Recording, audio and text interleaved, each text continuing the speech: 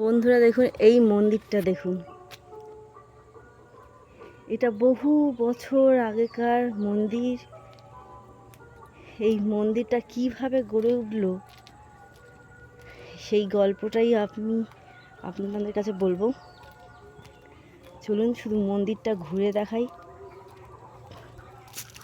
এই হচ্ছে মন্দিরের রাস্তা, দুপাশে সুন্দরভাবে গাছ লাগানো।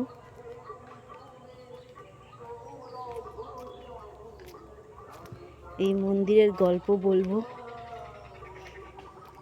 কিভাবে এই মন্দির সৃষ্টি হলো সমস্ত গল্প যাবো। এখানে পুকুর আছে, তখন এই মন্দিরে জমজমাট থাকতো, প্রতিটা মানুষ আসতো। পুকুরে বিশাল বড় বড় মাছ থাকতো, এই মাছ কেউ ধার দেয় না।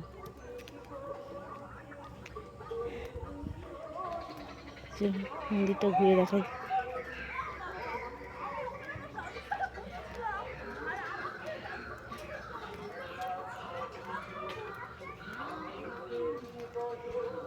এখন এইটা একদম সারাই হচ্ছে। এখানে যখন অনুষ্ঠান হয়, এখানে সব খাওয়া দাওয়া হয়, গ্রামের লোকেদের খাওয়ায়।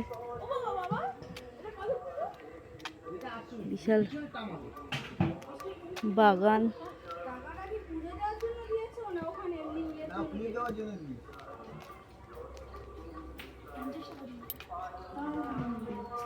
এই হচ্ছে মন্দির।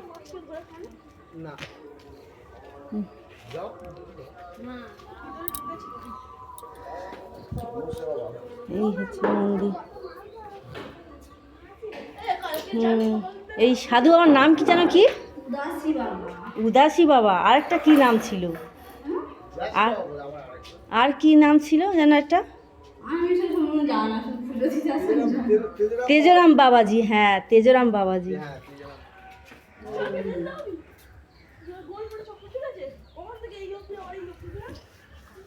তুমি এখানে পুজো দিতে আসো? ও, আজকে পুজো দাও? প্রত্যেক দিন দাও না? আজকে প্রতিদিন দিই। আজকে আমার মেয়ে সেই পক্স হয়েছিল, সেখানে পুজো দিয়েছি। এখন ও আচ্ছা আচ্ছা। হ্যাঁ, তোমার শ্বশুরের নাম কি? তোমার শ্বশুর হ্যাঁ, তোমার বাড়ি কোথায়? খেটে তো কোথায়? রামনগরে কাদের বাড়ি? দেখুন, এটা হচ্ছে সেই তেজরাম বাবাজির মন্দির। এই হচ্ছে পুরো মন্দির। ওই যে ওই রাস্তা দেখে আসলাম, ওই মন্দিরটা দেখাচ্ছিলাম। বিকেলবেলা এখানে সবাই আসে, বাচ্চারা ঘোরে। এই তুলসী মঞ্চ, সেখানে পুজো দেয়, সন্ধে দেয়। গ্রামের মেয়ে বউরা এসে এই গল্পটা ওদের একটা সময় বলবো, সময় করে। শুধু আপনারা দেখে নিন মন্দিরটা পুরো।